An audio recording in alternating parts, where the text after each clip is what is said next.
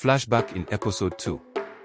Amora had spent days in the forest, hiding from the world she felt had abandoned her.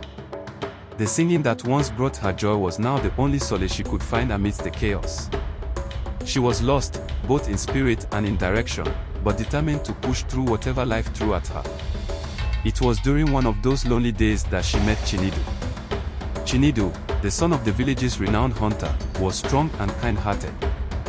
He had grown up with the wisdom of the land, knowing the forest inside out. One afternoon, while out hunting, he stumbled upon Amora. At first, she was startled, unsure whether to trust him. But Chinidu saw the fear in her eyes and the hunger that lingered on her lips. He felt an urge to help. The next day, Chinidu returned to the forest with food. Amora hesitated, but the kindness in his eyes reassured her. They sat in the shadows of tall trees, sharing stories. Amora, despite the pain of her past, spoke of her dream of becoming a singer. Her eyes lit up as she described the melodies in her head, her fingers tracing invisible music notes in the air. Chinidu listened intently, captivated by her passion. "I want to help you, Amora," he said softly, his voice filled with sincerity. "But you can't stay here in the forest. It's not safe." Amora, reluctant at first, weighed her options. She had no one else to turn to. Despite the lingering fear in her heart, she decided to trust Chinidu. He led her out of the forest, guiding her carefully through paths only he knew. They walked in silence for a while until they arrived at his home, a humble but sturdy dwelling on the outskirts of the village. As soon as they entered, Chinidu's father, Mr. Ikom, stood at the doorway with a stern expression. His arms were crossed, his face etched with disapproval. He was a man who had lived through the hardships of life and understood the dangers of trusting strangers. "Who is she?" Mr. Ikom demanded, his voice sharp. "Father, her name is Amara. She's lost and has no place to go. Please, let her stay, just for a while," Chinidu pleaded. Mr. Ikom's eyes narrowed.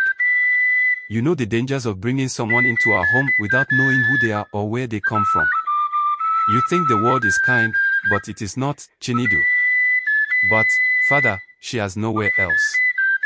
Can we not give her a place to rest her head for a few days?" Chinidu persisted. There was a tense silence. Mr. Ikom, though harsh in his words, had a heart that could not bear to leave anyone in suffering.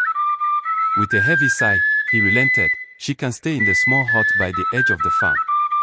But be warned, Amora," he said, turning to her, "this world can be unforgiving.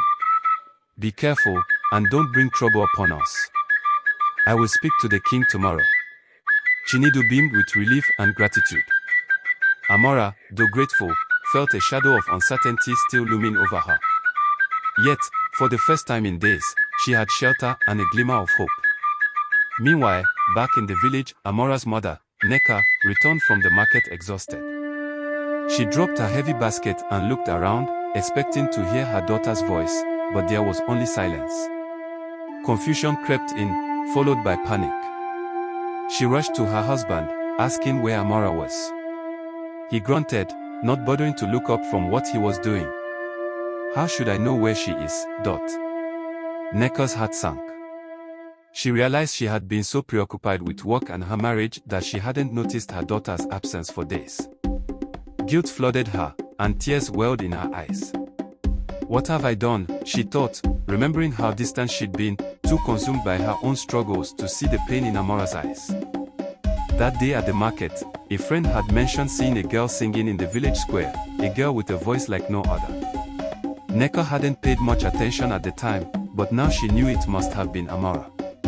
Without wasting another moment, she grabbed her shawl and ran out of the house, determined to find her daughter.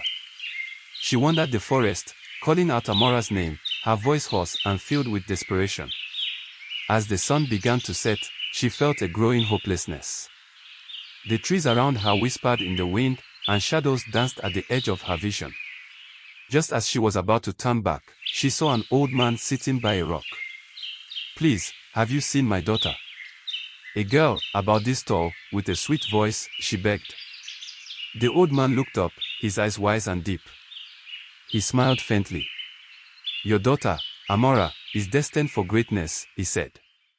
But her path will be hard. She will face many trials, and she will suffer before she becomes a star. Neko's heart ached at his words. But where is she?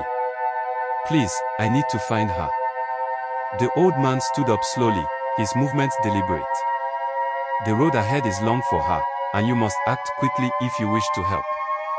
There is something only you can give her to make her way clear. Neko was desperate. What can I give her? How do I find her? But the old man said no more.